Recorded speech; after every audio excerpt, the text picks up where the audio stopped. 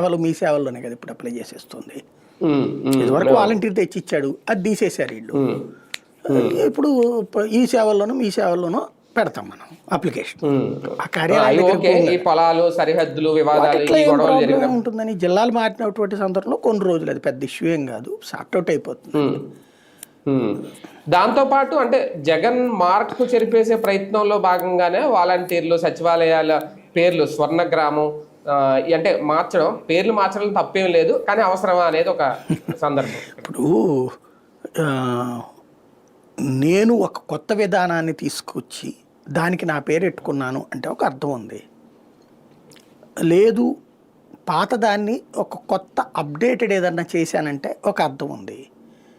అలా కాకుండా ఆల్రెడీ ఉన్నటువంటి దాని పేరు మార్చేసి నాదే పేరు ఇప్పుడు దాని పేరేంటి, ఫీజు రియంబర్స్మెంట్ ఆరోగ్యశ్రీ, ఫీజు రియంబర్స్మెంట్కి ఎన్టీఆర్ విద్యాసేవ, ఆరోగ్యశ్రీకి ఎన్టీఆర్ వైద్య సేవ అని పేరు మార్చినంత మాత్రాన ఎవరనేది మర్చిపోయారా జనం?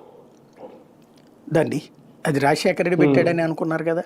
దానికి మొదట రాజీవ్ ఆరోగ్యశ్రీ, రాజీవ్ పేరు గుర్తులేదు, ఆరోగ్యశ్రీ అని గుర్తుంది మనకి.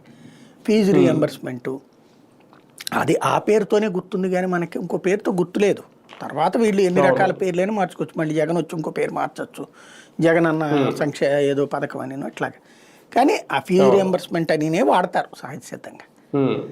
ఇవి అట్లాగే ఉంటాయి. ఇప్పుడు విజయవాడని బెజవాడ, మా బెజవాడరా అంటుంటాం మేము, విజయవాడ ఇట్లా అంటే మనకి నానుడు పేరు పోదు. ఇప్పుడు కడప జిల్లాకి వైఎస్ఆర్ పేరు పెట్టారండి, వైఎస్ఆర్ జిల్లా అంటున్నామా, మనం కడప జిల్లా అని పిలుస్తున్నామా?